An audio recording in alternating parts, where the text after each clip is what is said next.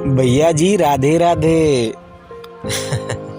अरे आप ही लोग से हम बोल रहे हैं। आइए आज हम अपने गांव की कहानी सुनाते हैं। तो भैया ये है हमारा गांव ढोलकपुर। जितना खूबसूरत ये ऊपर से दिख रहा है उतना ही खूबसूरत ये नीचे से भी है।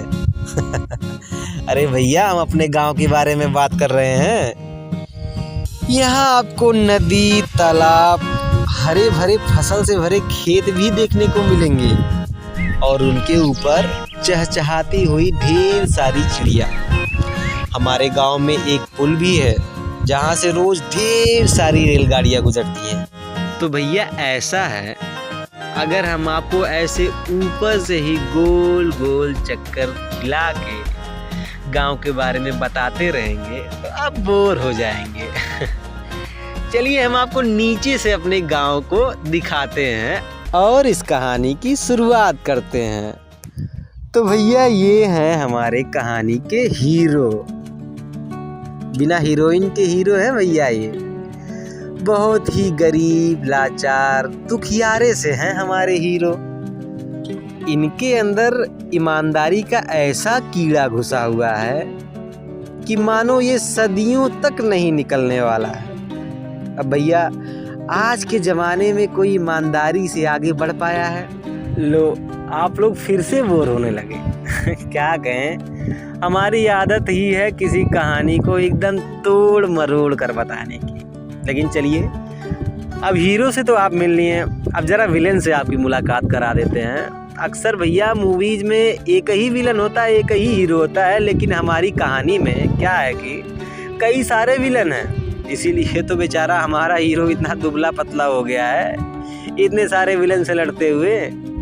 तो हमारे गांव के जो सबसे बड़े विलन हैं वो हैं हमारे गांव के मुखिया जी। तो चलिए आपको अपने मुखिया जी से मुलाकात कराते हैं। तो क्या है कि हमारे गांव में ये रहा एक सुंदर सा पोखरा। तो भैया ये पोखरा जो है वास्तविक रूप से देखा जाए तो हमारे हीरो का है। तो भैया कहते हैं ना कि आजकल के ज़माने में अपनी ही चीज़ों को पाने के लिए बड़ी लड़ाई करनी पड़ती है। तो भैया ये हैं हमारे मुखिया जी जो दावा करते हैं कि ये पोखरा उनके बाप दादाओं का है। और ये हैं हमारे विलन नंबर 2। अब इनका दावा है कि ये पोखरा इनके बाप दादाओं का है और हमने जैसा बताया आपको कि ये वास्तविक रूप से देखा जाए तो ये पोखरा हमारे हीरो का है। और जब कहते हैं ना भैया कि दो विलन आपस में खुद ही लड़ाई कर रहे हैं तो बीच में बताइए हमारे इस हीरो का क्या हाल होगा। कहानी बड़ी मजेदार है मेरे गुरु। तो चलिए अब आप लोग भी परेशान ही हो गए होंगे कि आखिर कहानी में है क्या। कहानी में बहुत कुछ है गुरु।